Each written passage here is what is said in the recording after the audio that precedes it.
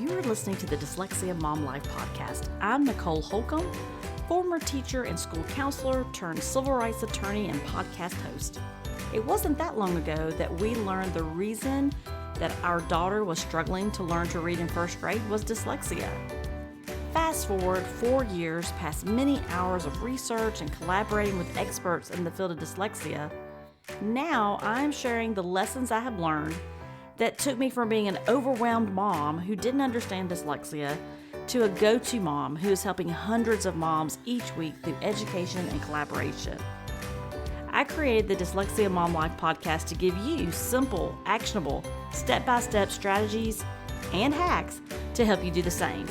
If you're feeling alone and lost on your parenting dyslexia journey and you're looking to find a mom who gets it, you're in the right place. Let's jump in and get started. Hey friend, I just wanted to pop in and give you a quick tip.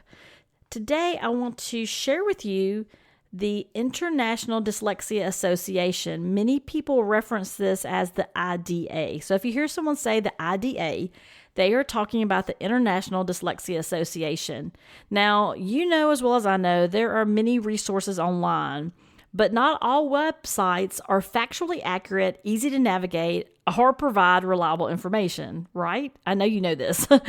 I would, though, highly recommend the IDA. So go ahead, if you're driving, wait though, but if you're a place that you have your phone or you're on a desktop, go ahead and open the tab to IDA and go ahead and bookmark that because you're going to want to use that as a resource. So bookmark it on your phone or on your computer. It's going to be a great resource for you to refer to during your dyslexia parenting journey.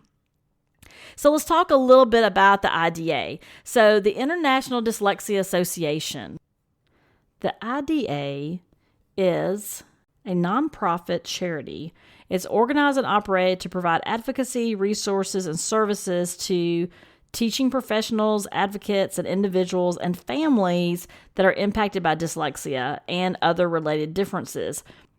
On the homepage of the website, you will actually see a map of the United States. So if you're not in the United States, I apologize, but you can click on or you can do a drop down and you can choose your state and it will actually give you additional information about dyslexia.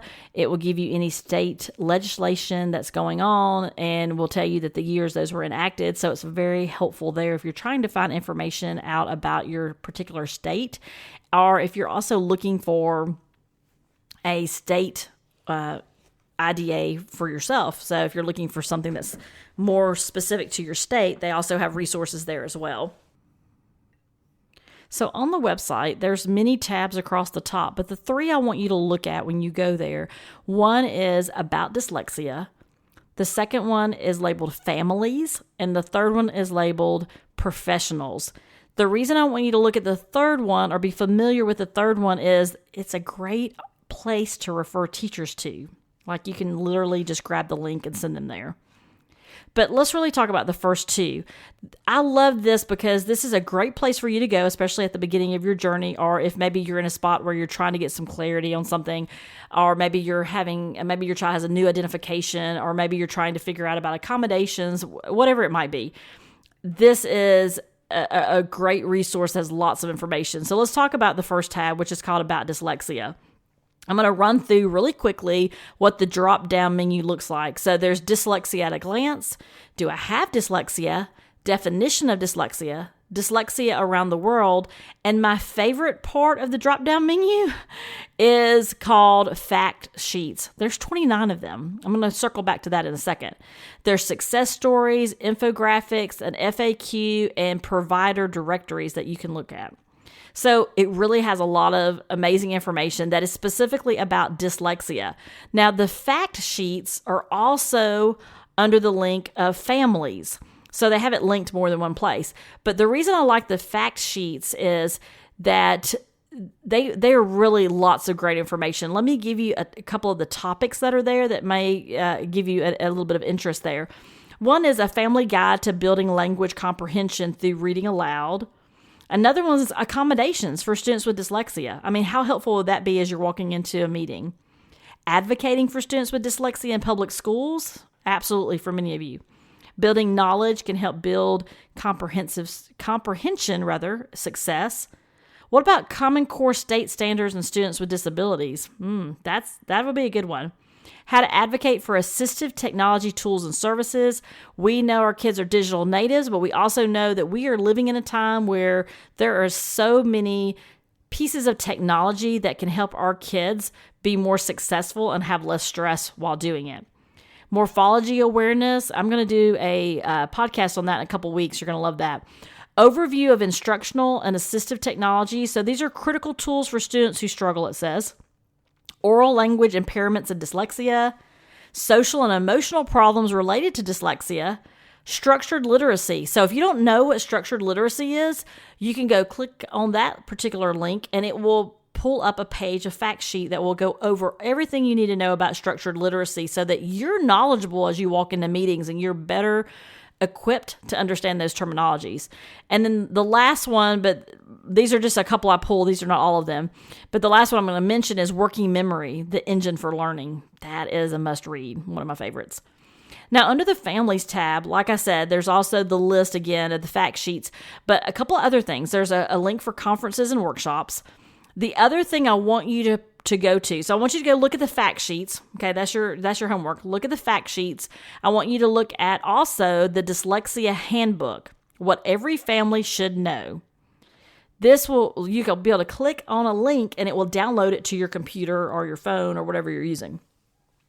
This handbook, to me, is invaluable. It has a lot of great resources.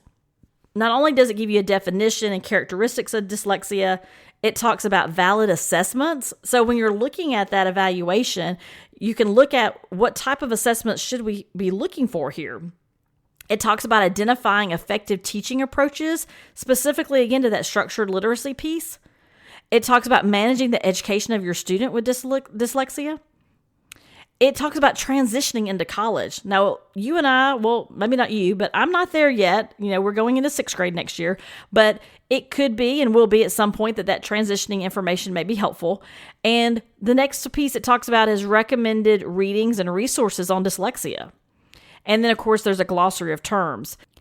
There are just tons of resources and great topics in the handbook.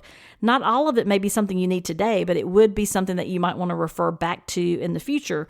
So label it a way where you can save it on your computer to go back to, or if you want to print out a copy and keep it somewhere where you have resources that you refer back to.